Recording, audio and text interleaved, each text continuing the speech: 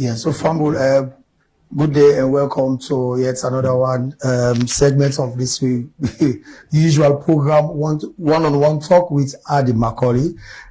Today is going to be a different segment from the last one you saw.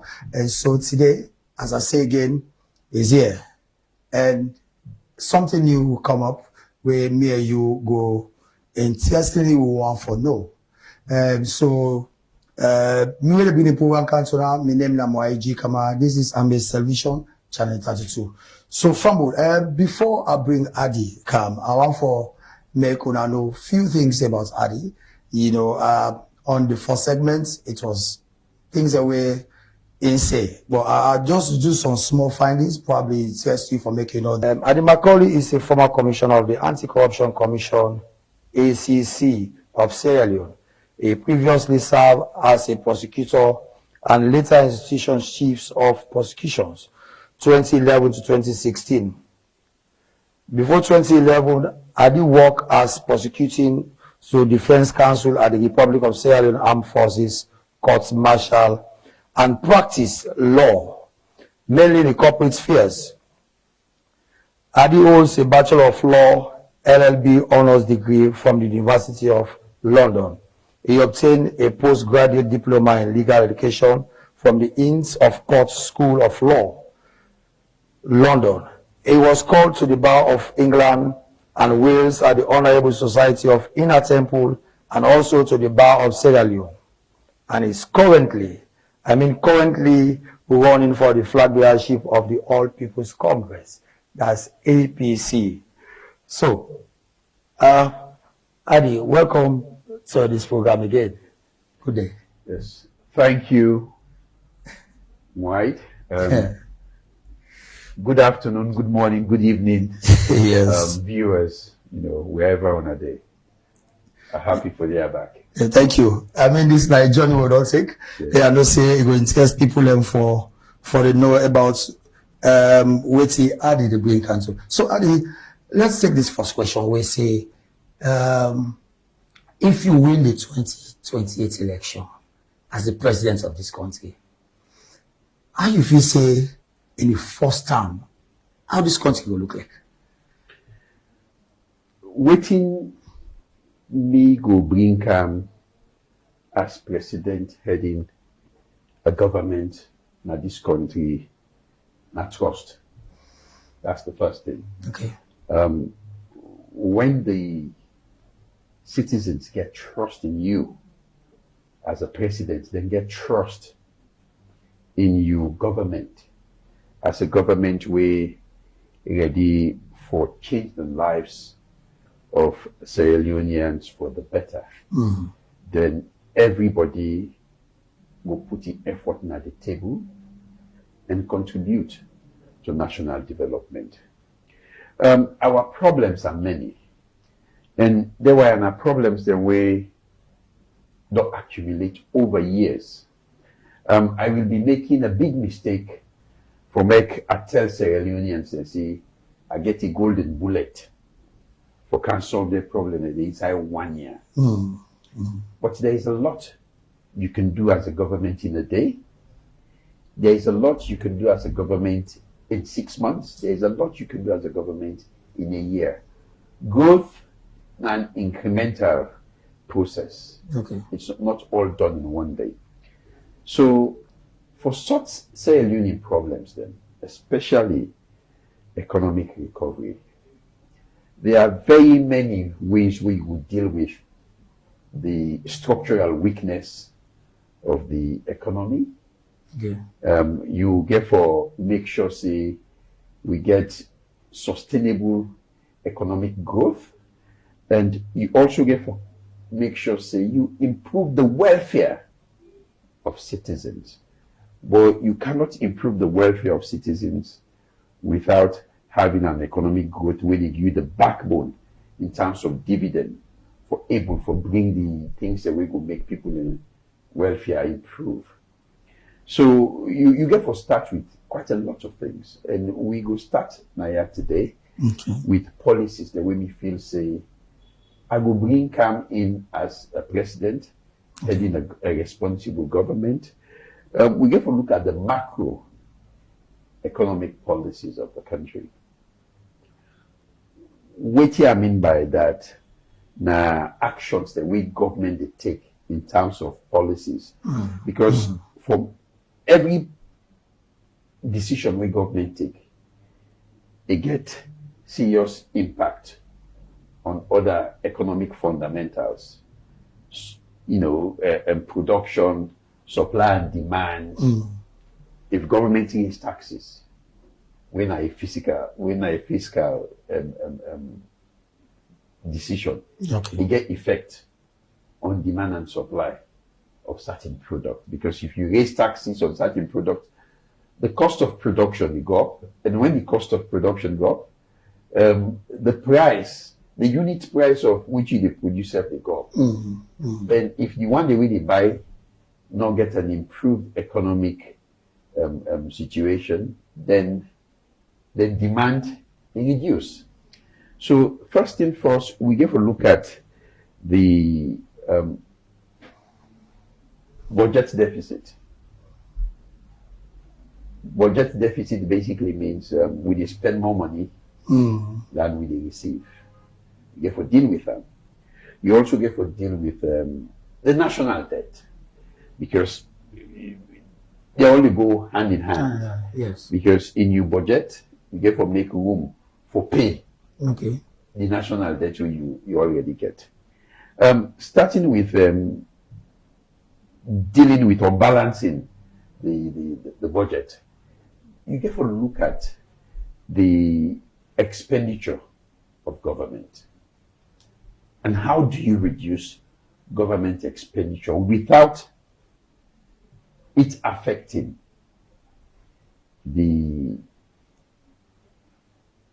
performance of the economy? Okay. Without it affecting the welfare of the people. And we get to look at the unnecessary side the way we spend money. I don't work in a government before. As I tell you, I was a prosecutor, say I can and head the anti-corruption for 2 years. We get to cut down on unnecessary traveling, for especially at the presidential level. Okay. I say president be there, I think October then can Ghana 2 days ago. I see something come yesterday say for go Gambia on a state visit. He go there for 2 days. For every 10 president they travel. You know they travel commercial. Which I mean is that they use commercial flights like way me want travel. I will go SM Brussels, I will go Askai. No. In a private jet they travel with. And every time they travel with private jet, even we one can neighbor the Gambia, you must spend in excess of $100,000 to be able to get that private jet before can you go and from where you come back. Not to talk of the hotel bills, not just for yourself, but the entourage we take along. So when you look at all of this, so tell one trip we president do, you go spend not less than $200,000. That $200,000 they will able to build you one peripheral health unit. Now one chiefdom. So if we say the president sacrifice 12 traveling per year, it is able to build 12 peripheral health units, not 12 chiefdoms. Okay. So by the time you do your 5-year term, you see you sacrifice 5 travelings every year. 5 times 12, now 60 peripheral health units, you don't build now 60 chiefdoms in your first 5-year term. That is huge in terms of catering for the health of your people. That is just one of the ways then. Then secondly, So Adi, quick, before you name the second, I just want for, because you don't say this policy thing you made mention of, how the government go put foot down tranga one, because many policies as of now they so many policies don't come up, but ineffective. So how effective you go be for make we see, I mean, visible actions that we curtail many of the things that you have made mention of now. well, it's a heavy load I being know. the president of the country. And to be fair, you are not omnipresent in the sense that you know they did everywhere at the same time. But you get forget a reliable network of people the way they are appointed to various positions. Okay. We get you values and culture in terms of governance. We will be your own disciples them in furthering your economic agenda. Okay. That is what I will do by appointing the right people for the right places, right positions. And then they are good to. Okay. But also you as president for able for supervise. You primary work now for see how the economy they work. As I say, I don't be a public officer in the past. You know, you always want to spend money. Yeah. But now you get for see how you go make sure say you control the spending. And it starts with you. Yeah. Like I don't say. So the first thing first, when you look at the salary, the public expenditure on salaries for the country in 2018, now 1.6 billion. Now be the good. Now the wage bill that one day, the wage bill in 2018 when President Bill take over, the wage bill was 1.6. Then, not trillion. Then you look now, the wage bill for the country don't go to almost 6 trillion or 6 billion. Yeah. Why the sudden jump? Mr. Data, of course, we all know that Mr. Data, the chief minister, Yeah. who can tell you, say, well, we don't employ more nurses, more police officers, more this. Now I make the wage bill don't go up. But legal challenge say that is not entirely the correct story.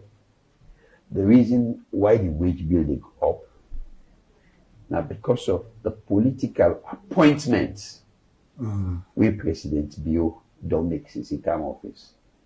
Again, nutritionist already they pay almost $2 thousand. We always see where president they appoint even nutritionist and they appoint.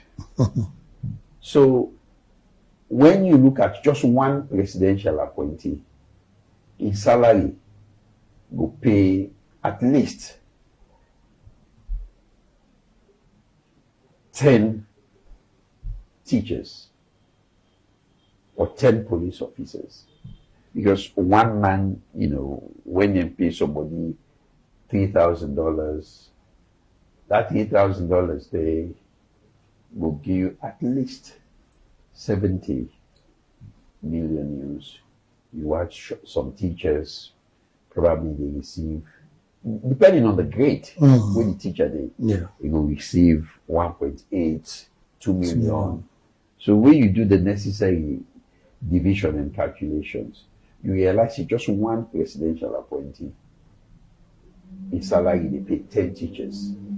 So this are the easy way account for the, you know, very steep rise in the wage bill of this country. And I hope, say, when we talk about providing jobs for Sierra Leoneans, you don't necessarily mean providing government jobs. Take, for example, if I dey bring can economic policy wey go encourage manufacturing, I go don do me permutations, go say, well, this factory wey they bring can, it go employ at least 200 people in this district. The other factory go employ 1,000, 2,000, 3,000 people. So you're able to say, I am going to create jobs through the private sector by providing the conducive environment in the private sector for give them the economic and space for able for be profitable. Yeah. But there are several ways, like I say, we they deal with and the macroeconomic policy. They reduce the budget deficit, they reduce the national debt. You also deal with inflation, Okay. and control your currency. You stabilize your currency, and you they deal with inflation, a demand and supply issue.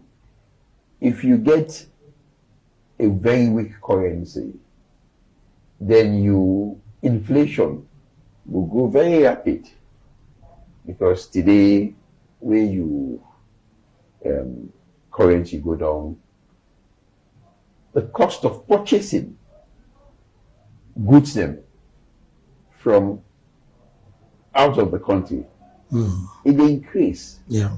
Because if dollar come up from 7,500 way the new government meter, in 5 years, it go up to 24,000. It means you need more news for change for buy $1. So now, so inflation they rise. So you get to stabilize the economy first, the currency first. How you stabilize the currency? Again, it's a demand and supply issue. We get a deficit in terms of we import and export. Okay. We dey import more than we dey export. Now, when you export, you get foreign currency with the kind side. That foreign currency they now you use for buy the things the way they produce. Now you country where they produce now other country. Of course, manufacturing now is about 5% of the economy. It's small. It's very small. So you realize we dey buy more. Yeah. So it means we need more dollar than we dey generate. So the dollar in value against the millions, they go up, the millions they can't down. This is a huge one. So it's a huge one. But also you get for diversify the economy. Sierra Leone gets a very small domestic market. The economies of scale not dey better. Unlike Nigeria, if now water self you dey sell, you get 1 kobo or 1 naira profit for every bundle water when you sell.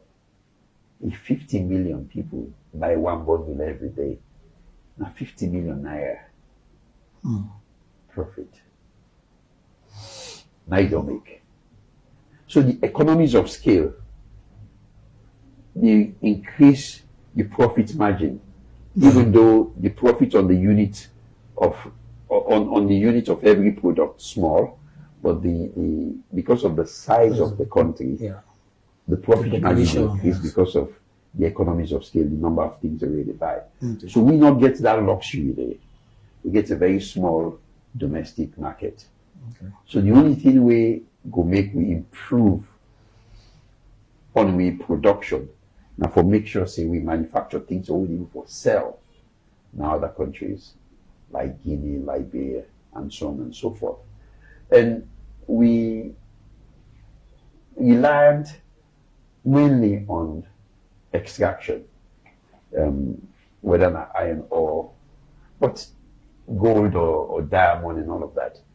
But it will interest you for no say when you look at GDP, when at the gross domestic product, all within salon they sell. Yes, sir. Mining only responsible for 20% of that. Agriculture, 60%. Tourism is about 15%. Then manufacturing is about 5%. So me go come in and try to diversify. Yeah. By what I did do, encourage foreign direct investment into Sierra Leone. And for you for encourage foreign direct investment into Sierra Leone, you therefore provide a conducive environment where will make people they're not afraid for coming to the country. Okay. One, ease of doing business. We don't go a very long way. The President Nkrumah government creates the Corporate Affairs Commission, we create a one-stop shop. Now the Oxygen they incorporate companies for them able to come and set up a company in maximum 3 days. Okay. And when you set up your company, now then you will get your team number for your business, everything else where you need. You don't get to go to different offices again. You did one day. Okay. But that is just one of the things. You come now to the custom duty. You come to other charges them where you as a manufacturer, a businessman, they attract. They are huge. You cannot tax your people to poverty. You cannot tax businesses to bankruptcy. I don't want to go far. Okay. Honestly, the things are huge, and Yes. it's going to be some heavy task for you as you come in. Already, like you said, you don't work in you don't need administration, you don't see the problems, and you don't want to choose right now for see how best you can fix them up if you cut the tickets. But let's look at this agriculture. One thing say, of course, we also at the backbone nowadays in this country. So where you go, I don't know how you be able to fix down the, for the prosperity for this food security. That they don't, how it's like right now. Like when we talk about exporting, and many of the things the guys already eat now, so that from outside they come out. So how you think so we can able fix that up for make we plant your rice then also so that we can get this kind of exchange, people come interested in our rice, and that, like you said, we'll get more dollars, we will come, we'll fix up to waiting. Some people will need. Well, when you talk about agriculture, not to just rice. Yeah. There are a myriad. You don't say that yes. yes. We're into agriculture. Where do you start as a government? Between the President Nkrumah government and the President new government, we get fantastic ideas on paper on how to deal with agriculture in Sierra Leone. But how you want to do it? We get to move away from subsistence farming to industrial farming. Yes. But first thing first, provide capital for farmers. When President Mahama take office in Ghana,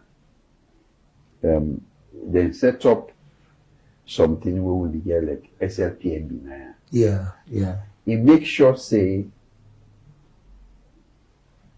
now that outfits now they buy the cocoa where they produce in Ghana. And how he able for do this? Then they pay in advance to some farmers. Say you don't estimate, say, na 20,000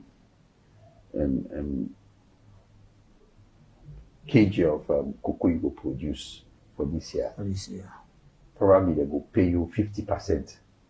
The upfront payments for that one day. That they don't give the fiscal space for you for invest in fertilizer, in employing labor, and many other things. Tools. Yes. So, and because of that money there, you dey realize, say, your productivity they increase beyond you estimate. So when you don't harvest for the season, you realize it because of that upfront money where governments pay you for the 20 kg where they estimate say they produce. You invest that inside your agriculture, you end up produce 30 kg. You able to give government your own 20 kg, make profits there, and also sell the extra 10 kg where you able for yield because government do this advance payment to you. Yeah. So these are just some of the things that I believe say we as a country and I as a president will implement, providing capital, access to capital for farmers, not just through government, but also through banks. You know, I talk about microeconomic policies, fiscal policies. At the moment, we government adopt the one for pay salaries. No man know we JJ blood, all the one that they be the candidate. We say for the first time in this country, we pay teacher salaries. We need to trust who they go trust. When you sell treasury bearer bonds, we na government security. Now trust you trust people their money for go pay. So what thing that happen now is that, but and I'm glad the way they don't reduce them to about 20%. The yield on treasury bearer bonds with the maturity in about 363 or 64 days. Governments be the, as of 2 months ago, 3 months ago, the interest rate for government securities now be 40.01%. So the banks then, instead of them provide loans for farmers, for businesses, then they do have To government.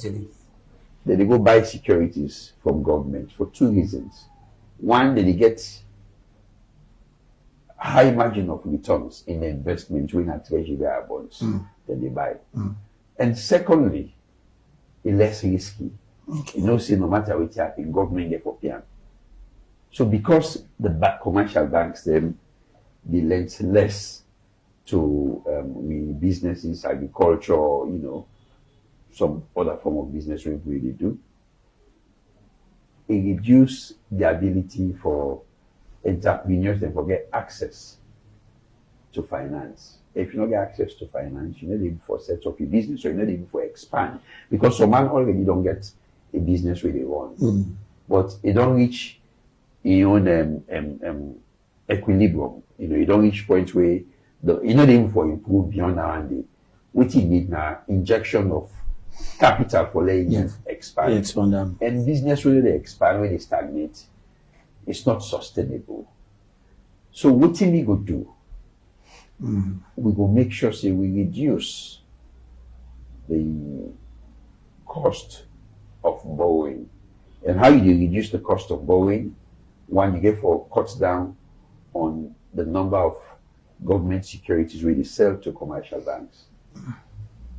Let commercial banks, the main source of trading, be providing access to the private sector that buy government securities. When you do that one day, the commercial banks they concentrate less on buying securities from government and open up to the private sector for can take loans. Yes. And because you don't reduce the number of securities where you sell to commercial banks and you don't reduce the rate of returns on the investment on government securities, the commercial rate for borrowing at the banks except they reduce. Because at the moment, it is unsustainable for let a farmer go take 200 million for we invest in farm, then the rate of return on the interest na 29-30%. It's unsustainable. They set them up for fail. And you know, when I start for practice, I mean, they do recoveries for quite a few commercial banks. I was surprised that almost 50 to 60% of the loans the way they give are non-performing loans where they end up in a court. So one way we solve that one is for make sure say you control the interest rate. Once you control the interest rate, it becomes sustainable for businesses and they get the ability for repay, because you have to focus on the private sector. Every country in the world we don't develop. Now the private sector, they focus on provide the conducive environment, less regulation, more access to finances, and also for let people that can invest. They get for ensure say they get comfort in the system. Which I mean, when you get a foreign investor, you want to invest in a salon, and then they just come, it is send probably, or they buy data, they get farms away, then they do the studies of every country, they get the data on the economic environment of the country. You can invest, you go buy the data from them. So if data shows say accessing the courts and getting justice is difficult and it take long, then that man go say, he say I want comfort for ensure say the money where the green come is protected. If I can go this investment, then something will come up. Will I be protected? Yeah, that's a big question. So the rule of law is key to economic development of every country. Yes.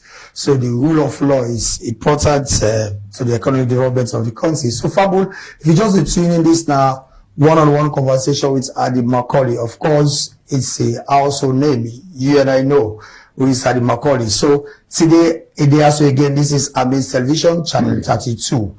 So Adi, quick one before we go for a break. Let's look at the quality education. Because many of us here, when we talk about education, just free time, yes, we look at. You know, probably you get access to Moscow, you're able to reach this point. But cut across, free time is not Sierra Leone. So how we go able fix up the system from Sierra Leone, when they begin a future also, they feel that's so the one Kubola say go feel, say it's convenient, they go school, they get the access and everything. So how you government go fix such kind of thing? You start with the quality of teachers. Okay. And educators the way they produce. I mean, we get what you call GIG. Garbage in, garbage out. Okay. Meaning what you put inside and they come on at all. So when they talk about free quality education, the first side will put premium on the teachers there. Okay. When they teach, then picking and first, teacher training. We get for make sure see we give them the training where they need for able for impact knowledge on where you're picking them where they go to school. How do you do that? You do a review of their qualifications. Okay. You want them where not get the qualification where you require. You know they pull them commodity. They retrain them for ensure say they get the required standard for able for continue for teach. Then also the welfare of teachers is key. The money where they pay teachers then is small. How do you deal with it? One thing first, we review teacher salaries. Okay. You know, let's just get a side step. We might have you governments, they knock them chests.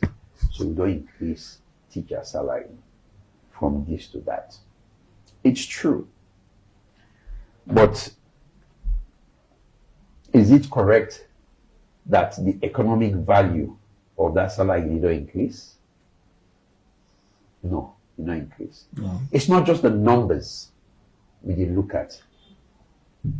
Now the economic power of those numbers, what I mean, if you be pay teacher 800,000 in 2018, inside that 800,000 you see, that teacher they be able to buy one bag dress when at 200,000. He left 600,000. He go able for pull a top up in light 100,000. First we top up 100,000. So that how you go get there 80 to 90 units. Yes. Then it still left out of the 800,000. You don't put 300,000. Still left 500,000.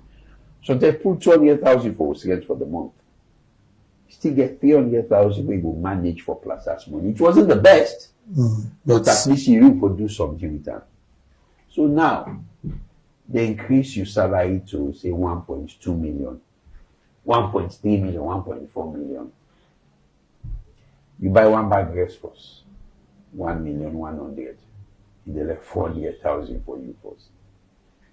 There is no way you'll be able to top up 100,000. Now we top up 100,000, something at 15 or 16 or 20 units at most you get. Yes. Sometimes they give you 8 units. Yes. So for letting you able for top up electricity, will they take you for the whole month until you get for top up 400,000. Yeah. So now that your salary don't increase, you need to pay rent out of your salary plus as money not there. So the economic power of your salary now reduce, not to increase. So we have to look at what we pay teachers. We have to make sure we increase the teacher and salary. But again, you get to create incentives for teachers, then for able to come at the teaching field. One of the ways that we're able to do that is you look at if teacher they will get picking them. We don't say every picking. Go be covered. Okay. But say the first 2 picking, government able to provide for them.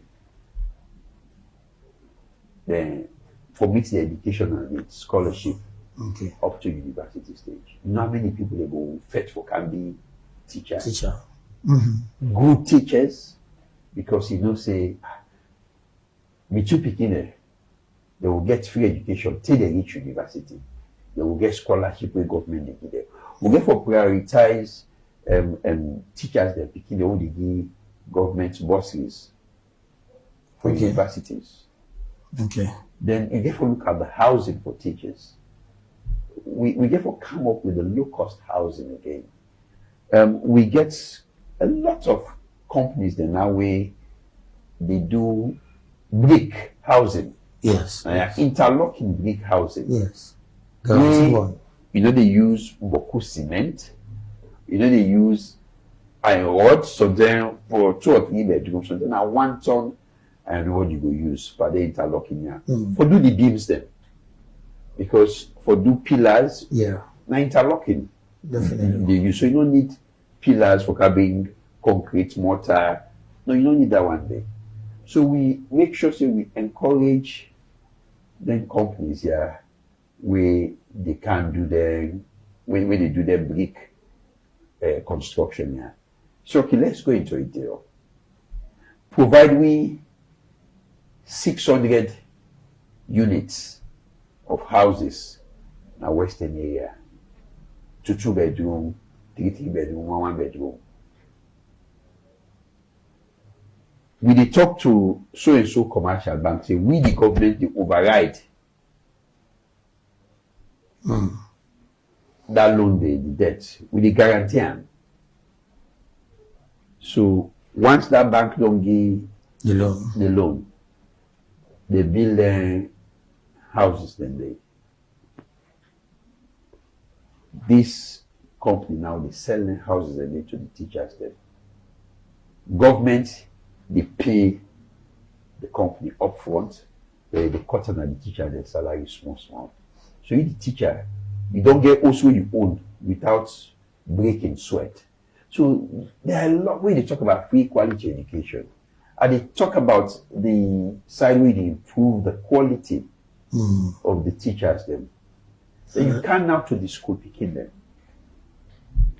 Learning requires a conducive environment, safe environment, Usai picking a way for learn and concentrate. And one of the ways the way you did do now for not to just for build more new schools there. Let's look at the current schools that we have.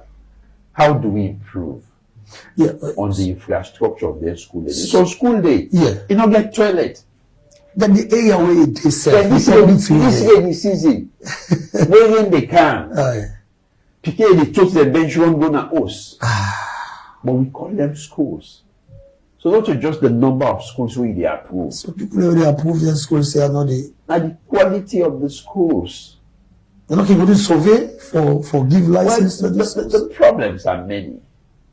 The problems are many because when the government not able for provide the necessary infrastructure for open schools, the private sector get for coming. And so when we get the zeal, we get the genuine intention for open school, we get the required resources. So school the way now 2 bedroom they start from. They begin develop them room by room, they build small they go. So these are just the problems. Yeah. So anyways, these are just the problems. Like I say, so many problems today. But Adi Macauley na so na one of the aspirants for the flag bearer tickets for the All These People Congress. Yeah. And so these are the problems because now them get for come and can't take this mantle for see our best. So they bring and come to them. So now they tell we how we get for tackle them. But it's time. It's time. Small. We go see and we go more reach there. So family, if you just tune in this now one-on-one talk with Adi Macauley, where they come to you from Amaze Television Channel 32. We'll go for a short break. When we come back, we'll just continue from where we stopped. Yeah, so family, welcome from that short break. If you just tune in, as I said, this is one-on-one talk with Adi Macauley. Where they bring the program, so my name is YG Kamara. So Adi, let's look at this one. How you government be able to tackle corruption different from waiting with the CISO? Okay, so I smile because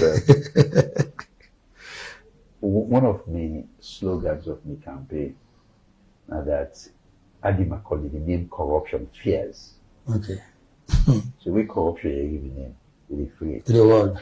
The reason is because I have lived a life where I don't show an example of how you for work in a public service. I worked in public service, give and take 7-8 years. I don't want to get anybody who come and make any accusation, substantial or otherwise, about me involving in corruption. I take pride in that. What's in a corruption? People that you want to give different,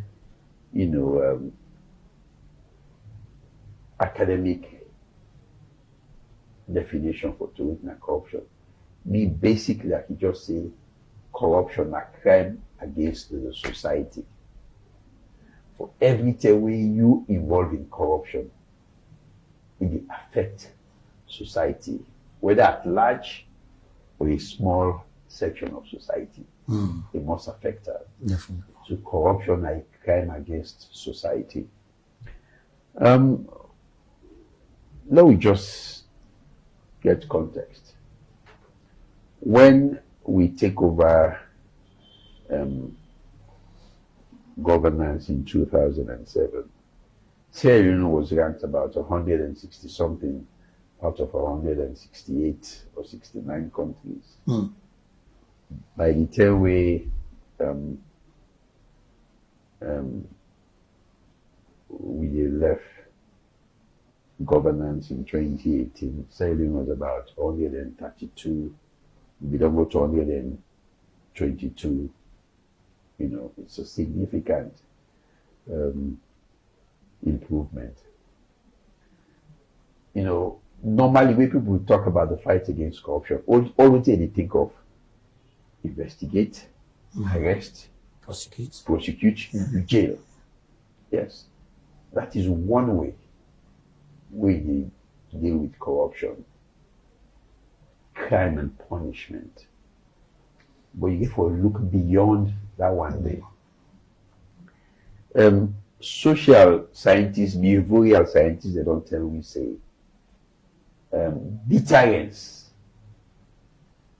can work to a certain level. Not to because you jail man, you make way come on a do and not do the same thing back. How many repeat offenders they will not get? We get certain people the way we can provoke. Say that day you snap at them by wood. As they left from when they take so much inside, they go inside back.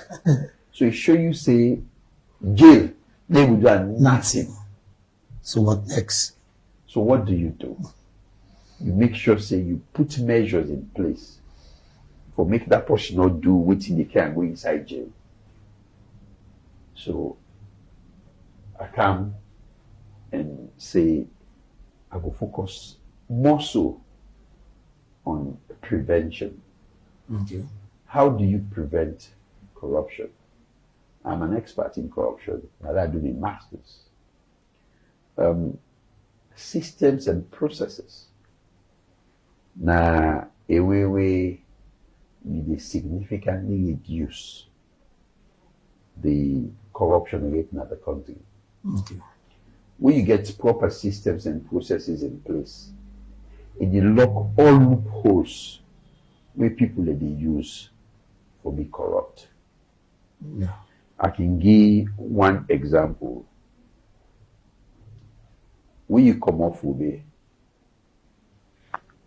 take it step police, first step. You will pass here do them Reach, yeah. Yeah. You can get nine, mammy the week is no medium in comparison. You see the cat, you only pass here, would not there. For in don't as long as it's done there. It prevents you from going through. Yeah.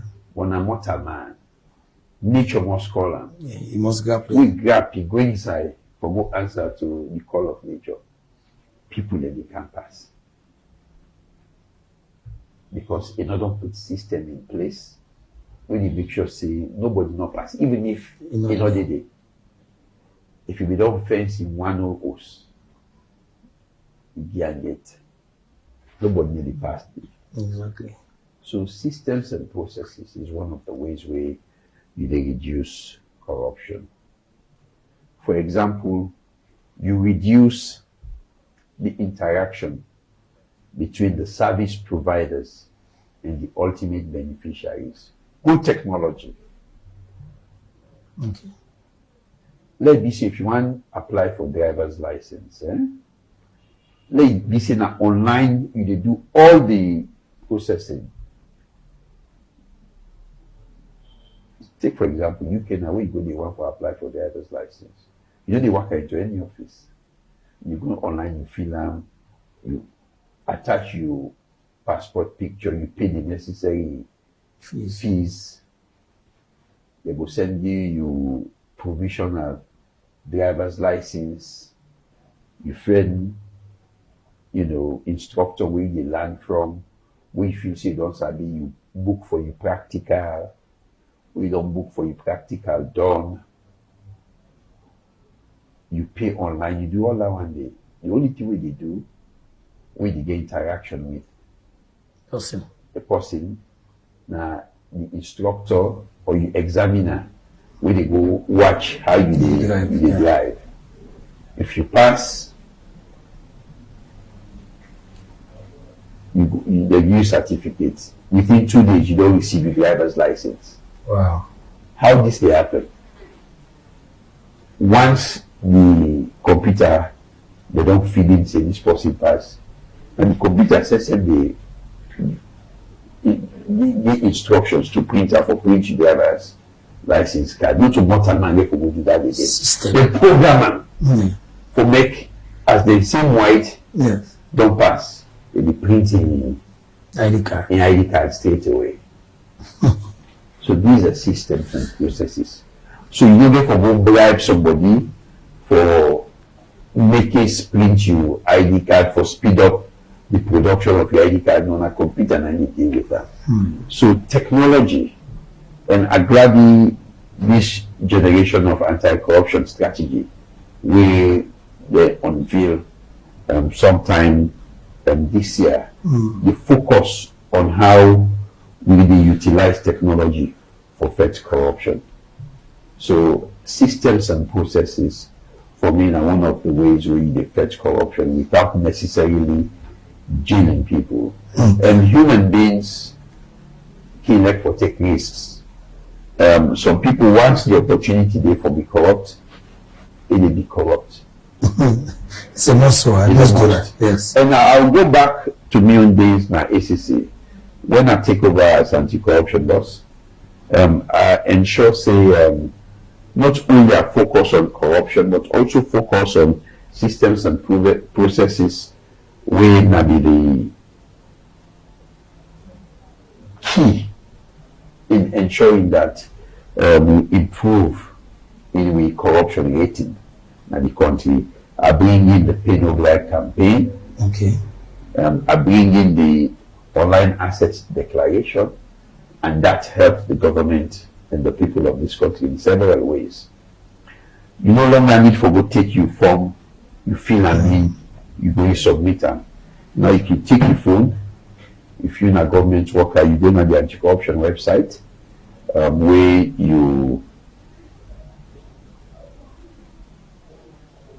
the anti-corruption website, the link and to UNACIT. So you able for now I understand that they also incorporate with the national identification number. So you can go there, you key in your name, your NACIT number, your form they come up, you fill in your asset declaration form and press a button. That's it. Simple. But before, we spend money on the printing of at least 70 to 80,000 asset declaration forms, which is huge amount of money. Then you also spend a lot of money for distribute them forms here all over the country. So for there you get a team of 10 where they do the distribution in the country. So then they go for 1 month. So you get driver, you get Biku, you get for Fieland, you get for paid and lodging, and again for feeding, and incidentals. Too much. Then after they don't distribute them, they can take like 2 to 3 months, they go round back and collect them. They don't collect them back. We began kind now. Storage was a problem. We get one place now,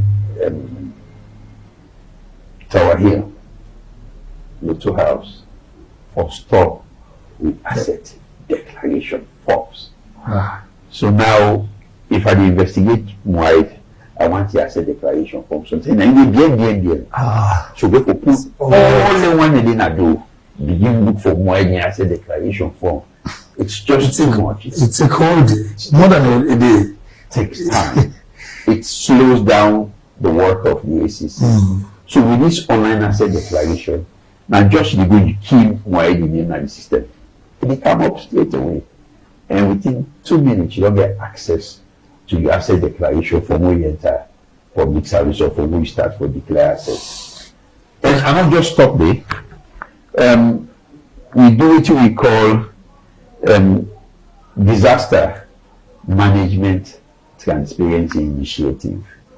Now me and Laya Taylor Pierce with Office of National Security, now we come together, we create that outfit there.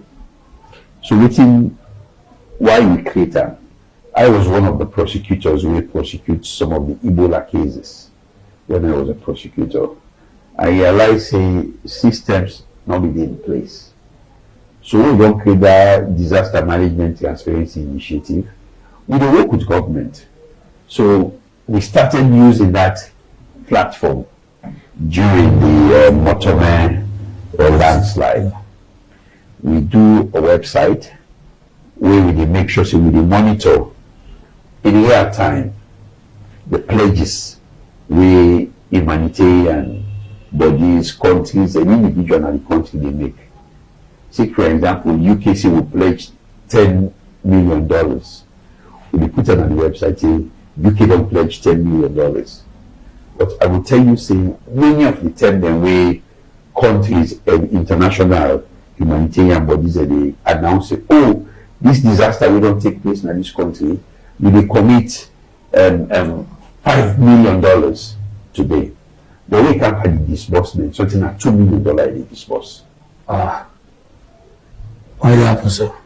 Take for example the Pay No Bribe campaign, defeated which will get up to 4.5 million pounds.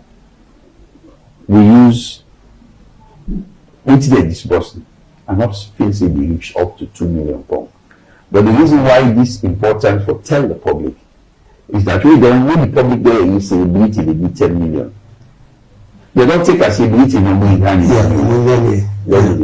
So if they see saying the work will be not commensurate to 10 million, they say this don't take. But when you commit 10 million, you give 5 million, they put say committed 10 million, actual disbursements 5 million. Okay. So if you get doubt, go on the website, you will see. And